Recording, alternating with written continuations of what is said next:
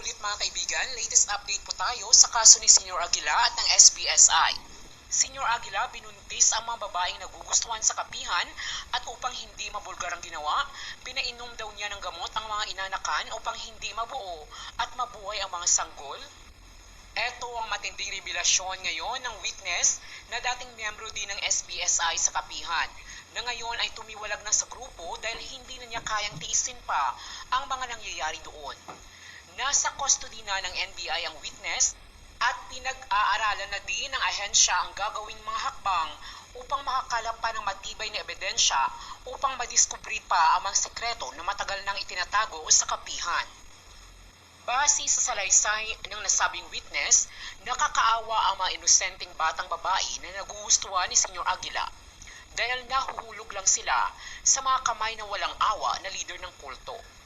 Kakausapin di umano ang mga babaeng sina Karen Sanico at Janet Ahok ni Senior Aguila upang tulungan itong kumbinsihin ang mga naritipuan na babae at ibubugaw niya ito kay Aguila. Kukumbinsihin di umano ni Aguila ang mga babae na kung papayag sila sa gusto niya ay maliligtas sila sa kapahamakan at makakatungtong sila sa langit sa darating na paghuhukom. Mataas ang tingin ng mga miyembro ng SBSI kay Aguila dahil itinuturing nila itong reincarnation ng Santo Niño. Sa ganung paraan ay hindi na makakapalag ang mga bibiktimahin at sila'y mapapauo na lamang. Mahigpit di umano silang binalaan na huwag ipagkalat ang nangyari. Ayon pa sa salaysay ng naturang witness, kapag nagbunga ang ginawa ng leader sa babae, ay meron silang pinapainom sa kanila.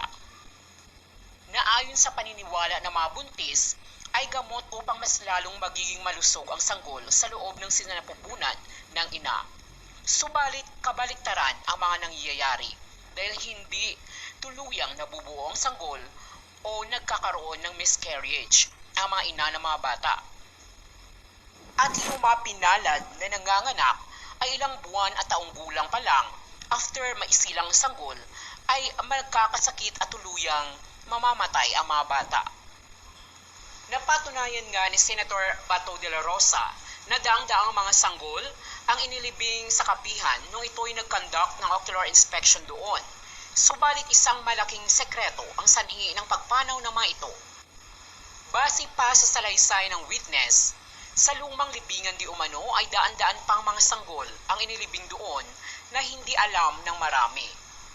So isang malaking palaisipan ngayon kung sino-sino ang mga babae nagsilang ng mga ito at kung ano ang tunay na nangyari sa kanilang mga baby.